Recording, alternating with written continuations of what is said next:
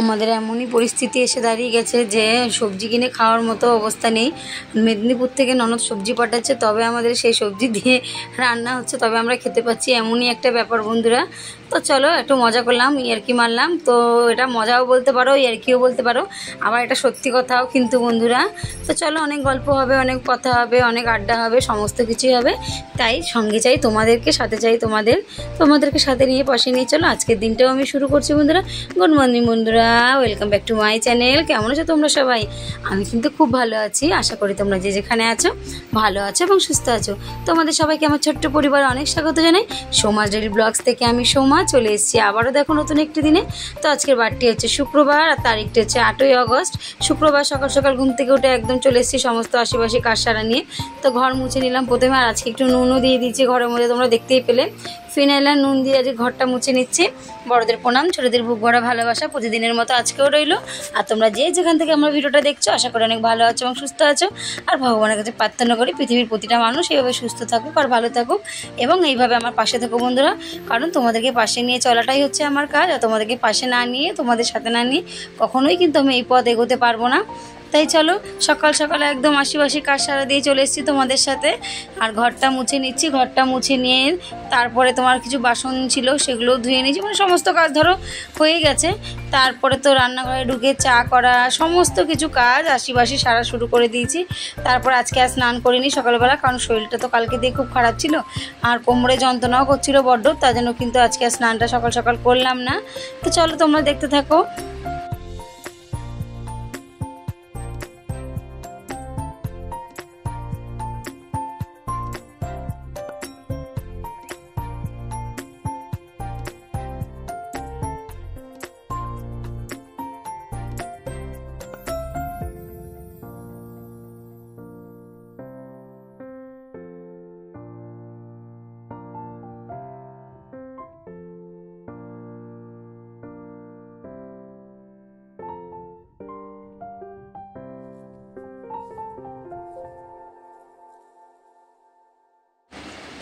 তারপরে দেখো আমি চলে এসেছি এই ঘরটা পরিষ্কার করতে।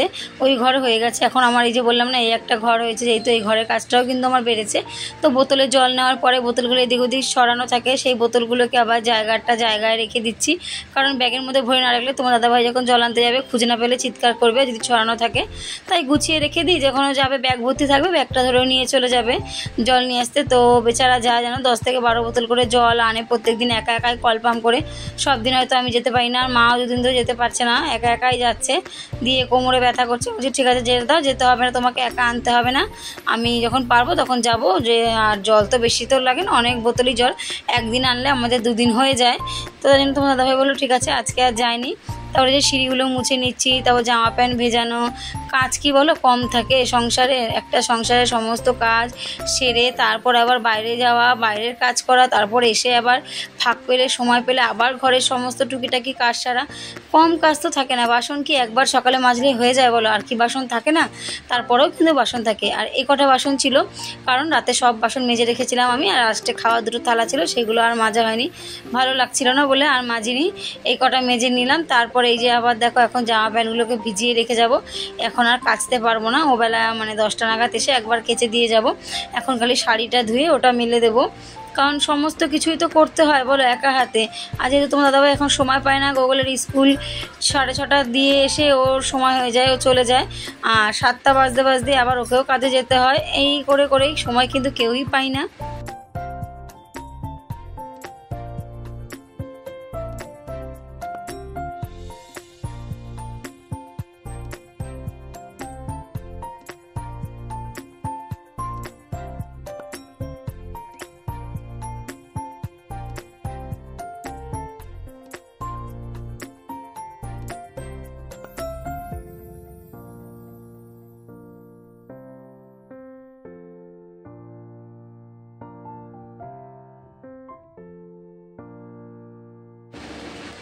এদিকে গোগলকে দেখো রেডি করে দিচ্ছি স্কুলের জন্য। গোগলও যাবে, এদিকে ব্রাশ করে নিয়েছে।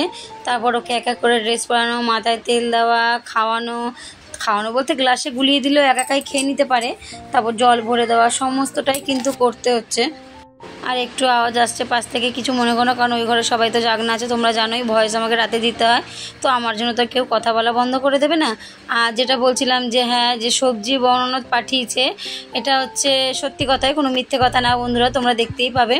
আর এই দুর্মূল্যের বাজারে কেউ যদি একদিনের জন্য একটুখানি সবজিও কিনে দেয় না, তাহলে মনে হয় কি অনেকটা টাকা সেভ হলো। কারণ যা জিনিসপত্রের দাম, আর দাম হবেও না কেন বলো, চারিদিকে চাষিরাও বা কী করবে, চারিদিকে বন্যায় সব দিক ভেসে যাচ্ছে, জলে থই থই হয়ে যাচ্ছে, চাষ করতে পারছে না, কত জিনিস নষ্ট হচ্ছে, তাই দাম তো বাড়বে। চাষিরা দাম বাড়ালে যারা কিনে আনে তারাও দাম বাড়াবে, যারা বিক্রি করবে তারাও দাম বাড়াবে।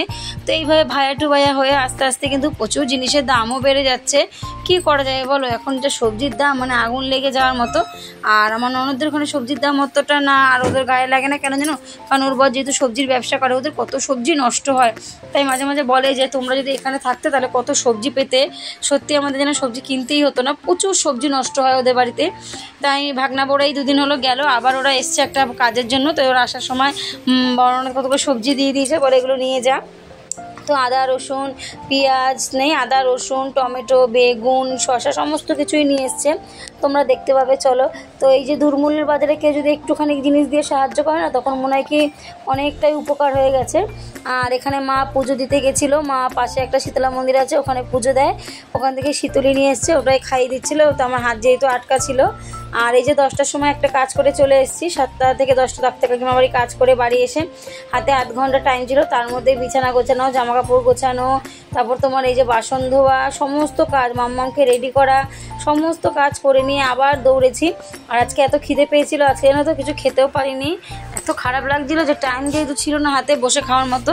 আর যেহেতু কাকিমা গেলে খাবার দেয়, তাও সেখানে গিয়ে কাজ করে খেতে খেতে তো আমার 11টা 12টা বেজে যায়, তাই না, অতক্ষণ না খেয়ে থাকবো, কী করবো, কিছু করার নেই। একটা বিস্কুট নিয়ে টুক করে খেতে খেতে সাইকেল চালাতে চলে গেছি। আর বৃষ্টি হচ্ছিল, ছাতা নিতে ভুলে গেছিলাম বলে কাকিমার বাড়ি থেকে ভিজে ভিজে এসেছি, আর ভিজে ভিজেই গেছি, কারণ ছাতা নিয়ে না সাইকেল চালাতে পারি না, খুব ভয় করে।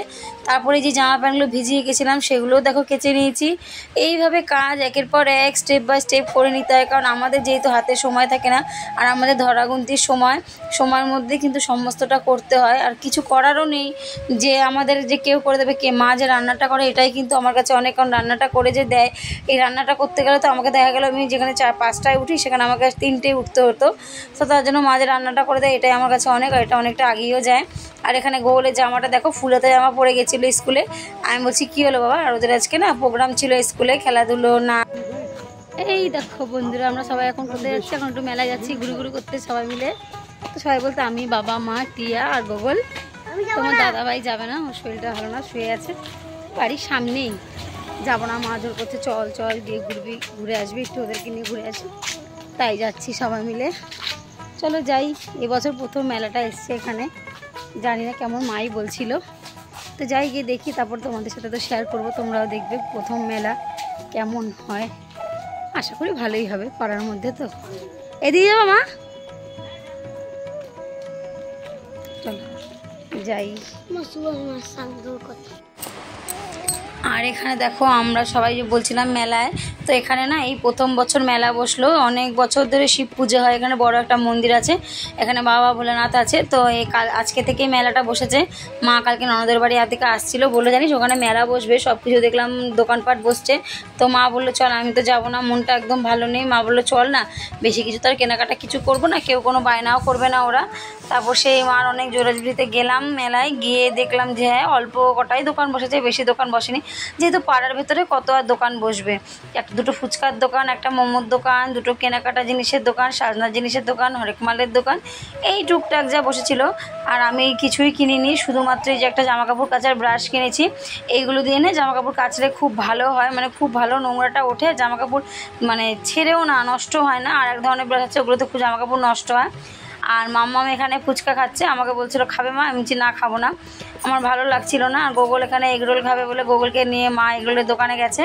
তো আমি তোমার দাদাভাইয়ের জন্য বাদাম আর জিলেপি নিয়ে এসেছিলাম, তো বাড়ি এসে আর আমি কিছুই খাইনি, শুধু একটা বাদাম চাক, মা বললো তুই কিছু খাবি না, আমি বলছি না। আর মা দেখো ওই ঝুড়িটা কিনেছে লাল রঙের, তো বাদাম চাকের দোকান বসেছিল, বাদাম চাক নিচে একটা 10 টাকা দিয়ে, ওটাই খেতে খেতে এসেছি।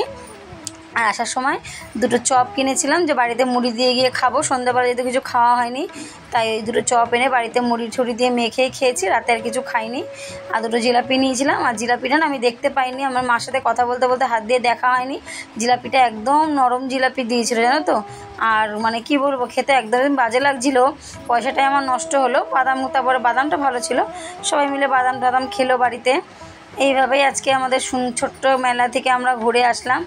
আর মেলায় গিয়ে বেশ ভালোই লাগলো, সারাদিন এই ঘরের মধ্যে আটকে থাকতে থাকতে দম যেন বন্ধ হয়ে আসে, কাজ আর বাড়ি এই করতে করতে কিন্তু আমার প্রতিটা দিন কাটে। তো তার মধ্যে যদি একটু নতুন কিছু হয়ে থাকে তাহলে কিন্তু ভালোই লাগে, তাই না? বাঙালির মেলা ভাই আমাদের গরিবের ছোট্টখাট্ট মেলা, এক পায়ে গেছি আর এক পায়ে আইছি, বুঝতে পেরেছো তুমি? হ্যাঁ ওকে নিয়ে যাও। কি করতে তুই যাবি? গোবর তিয়ার তো বাবা যাক। আর এখানে দেখো মাম্মাম খালি ক্লিপ নিয়েছে, 10 টাকা নিয়েছে, এখানে 3 জোড়া ক্লিপ 10 টাকা নিয়েছে। আর মাম্মাম হাতে একটা 10 টাকার ব্রেসলেট কিনেছে লাস্টে আসার সময়। আর কিছুই না, এই যে বাদাম জিলাপি তোমাদেরকে তো বললামই, আর ঝুড়ি, আর এই যে ঘর মোছা এই বাজধুর জামাকাপড় কাচার যে ব্রাশটা, এই কেনাকাটা করেছি, আর বেশি কিছু করিনি। আর এই যে চলো এখন খাওয়া দাওয়া করে শোয়ার পালা, রাত অনেক হয়ে গেছে, 10টা গল্প করতে করতে না আমি ভুলে গেছি যে আমাকে মুড়ি খেতে হবে। তারপর মুড়িটা মাখলাম, আমি একা খাবো বলে কেউ খাবে না বললো, যে মেখেছি ভালো লেগেছে সবাই যেন হাতে হাতে করে নিয়ে আবার খেয়েছে। তো এইভাবেই কাটলো আজকে আমার সারাটা দিন বন্ধুরা। তো কেমন লাগলো অবশ্যই তোমাদের সুন্দর কমেন্টের মাধ্যমে জানাবে। তারপরে শুতে যাব, তখন ওরা এসছে, আবার গেট খুলে আবার বেরোলাম, আবার সেই গেলাম ওর সাথে একা গেলো আমাদের শিব মন্দির মাঠে গাড়ি রাখা ছিল, ওখান থেকে আবার সবজিগুলো বের করে নিয়ে আসলো, আর তোমাদেরকে ঢেলে দেখিয়েও দিলাম কী কী নিয়ে এসেছিলো বন্ধুরা। তো চলো এই পর্যন্ত, আবার কালকে দেখা হবে। রাত্রেবেলা লোকে তাড়াবে বলে চোর আইছে চুরি করতে, ডিকির মধ্যে মনে হয়, দেখো ডিকি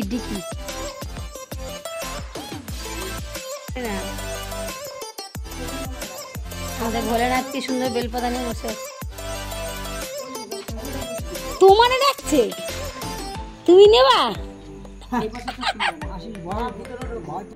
ভয় পাবি দাদু, তাই জন্য আইজে কি ভয় পা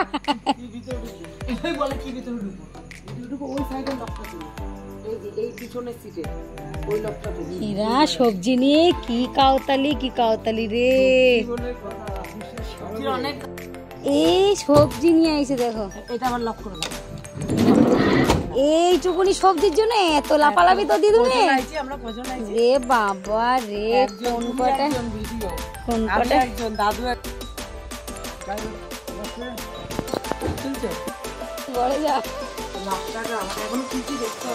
লাখ টাকা সবজি, এই লাখ টাকা আবার বদনাম করছো আমার সবজি, এই দেখো আদার হাত পা বেড়েছে, আমি তো সাধু না, সেই উচ্চগুলো এখন শেষ করছে, আমরা যেগুলো কিনে দিয়ে গেছি আটকে